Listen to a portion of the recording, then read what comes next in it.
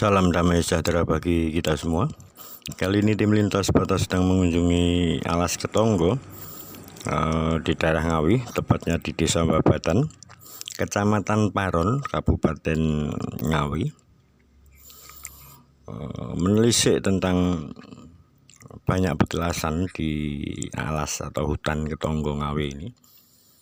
Antara lain salah satunya adalah tempat petilasan, bekas petilasan istirahat Prabu Brawijaya dalam perjalanannya dari Majapahit, Mojokerto yang mau menuju ke puncak Gunung Lawu. Beliau beserta rombongannya mengadakan istirahat sebelum melakukan perjalanan kembali, yaitu di tempat ini, di Desa Ngawi ini, dan meninggalkan sebuah petilasan yang bernama Srigati. Petilasan Srigati sendiri ditemukan pada tahun sekitar 1963 atas jasa Kepala Desa Babatan waktu itu, yaitu Somo Darmojo. Kemudian pada tahun 1974 didatangi oleh Gusti Dorojatun ke-9, dan beliau menyatakan kebenarannya tentang punden Krepyak Syekh Dombo merupakan bagian dari sejarah Majapahit, yaitu dalam perjalanannya mau muksa ke puncak Gunung Lawu yang pada akhirnya dinamakan Palerman Srigati ini. Dan ini adalah pemandangan dari atas Umbul Jimbe, tempat di mana banyak peziarah yang melakukan mandi sesuci di Umbul Jimbe ini, di pinggir sungai tepatnya, yang sekarang sudah dibangun dengan bagus oleh orang-orang dermawan yang mungkin sudah sukses melakukan ritual di tempat ini. Ada juga banyak sebenarnya petilasan di Alas Ketonggo ini. Ada beberapa titik sebenarnya yang bisa kita kunjungi para pelaku-pelaku spiritualis khususnya. Alas Ketonggo sebenarnya memiliki arti, yakni alas yang artinya hutan. Onggo itu adalah berarti makhluk halus, sehingga dijabarkan berarti hutan yang dihuni oleh para makhluk halus, dan kerajaan makhluk halus ada di Alas Ketonggo ini juga dibangun, nantinya akan kita liput, dinamakan Siti Inggil. Sebenarnya ada 54 tempat pertapaan di Alas Ketonggo ini.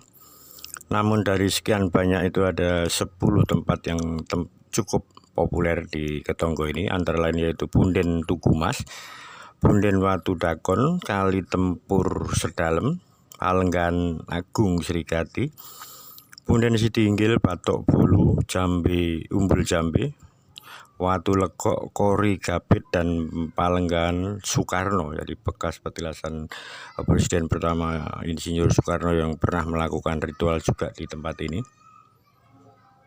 Hutan yang memiliki luas sekitar 5.000 meter persegi ini adalah hutan yang sangat indah dan dipenuhi dengan pepohonan yang rindang, namun di balik itu menyimpan banyak sekali misteri tentang misteri gaib yang terdapat di dalamnya. Seperti contohnya saya sendiri dulu waktu pertama kali datang ke sini pada tahun 1998,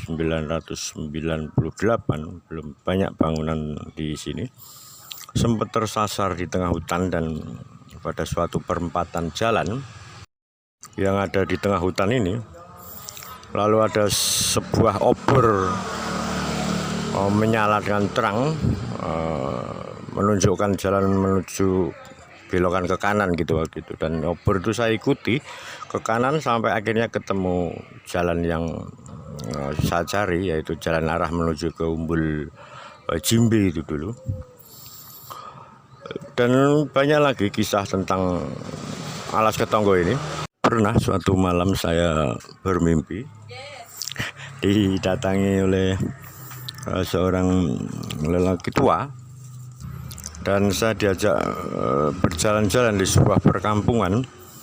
Ada banyak rumah-rumah yang dari bahan bangunan dari tembok, ada juga dari papan kayu jati. Bangunan tembok itu seperti bangunan zaman Belanda dulu yang kuno tapi megah. Ada juga bangunan-bangunan baru yang dari papannya kayu jati yang sangat bagus juga. Dan banyak orang-orang di situ yang berlalu lalang seperti aktivitas di perkampungan manusia biasa. Dan saya diajak berkeliling ke kampung, ditunjukkan ada warung juga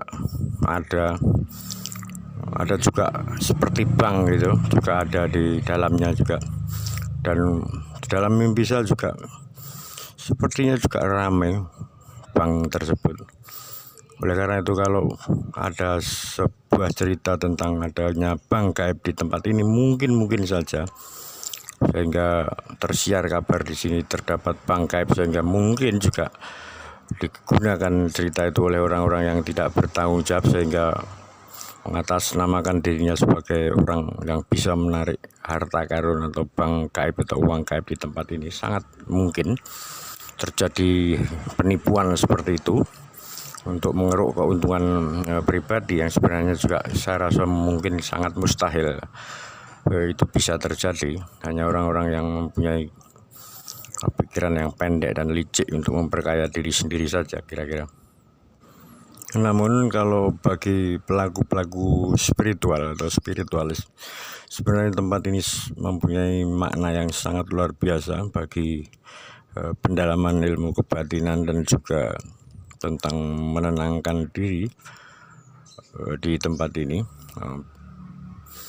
Banyak petilasan, banyak tempat yang sangat sakral dan mempunyai aura yang sangat kuat sekali. Semua tergantung pada diri kita masing-masing, mempunyai tujuan masing-masing dan mempunyai caranya masing-masing. Namun yang penting adalah kita jangan sampai melakukan penyembahan berhala atau menyembah tempat-tempat yang disakralkan. Kita hanya menumpang tempat-tempat yang mempunyai aura yang sangat kuat itu untuk menyembah kepada Tuhan kita masing-masing, memohon kepada Tuhan untuk suatu permohonan yang setiap orang pastinya berbeda-beda di tempat yang masih sangat sakral ini. Dan mereka berharap, atau pelaku-pelaku spiritual juga berharap pasti akan segera terkabul. Dengan demikian mereka menyingkir ke tempat sepi seperti ini tidak lain adalah tujuannya hanya sebuah ketenangan diri, sehingga diharapkan dengan adanya ketenangan diri kita memohon kepada Tuhan kita masing-masing, permohonan kita agar segera dikabulkan. Ada 5 tempat hutan di tanah Jawa ini sebenarnya. Yang di Tengarai adalah hutan paling angker, yang paling tua dipercaya adalah Alas Purwo Banyuwangi, yang kedua adalah Alas Ketonggo yang di Ngawi ini, yang ketiga adalah Alas Mentawai yang sekarang sudah menjadi sebuah kota besar di kota gede, masuk wilayahnya Kabupaten Bantul sekarang. Yang keempat adalah Alas Roban, dan yang kelima di daerah Cirebon, namanya lupa saya. Ada 5 titik mistis yang sangat kuat di tanah Jawa ini dipercaya. Oleh karena itu, kita sebagai makhluk ciptaan Tuhan yang paling sempurna hendaknya harus bijak dan bijaksana dalam bersikap, bertindak, khususnya dalam hal spiritual, penyembahan terhadap Yang Maha Esa, Yang Maha Kuasa, atau Tuhan Yang Maha Esa. Menurut keyakinan dan kepercayaan kita masing-masing, dengan bersungguh-sungguh dan dengan sepenuh hati, agar semua yang kita mohonkan sekiranya diberi oleh Tuhan, dikabulkan doa dan permohonan kita, dan menghindari hal-hal penyembahan berhala dan kemusyrikan di tempat-tempat seperti ini. Oleh karena itu, ini sebuah pelajaran bagi kita.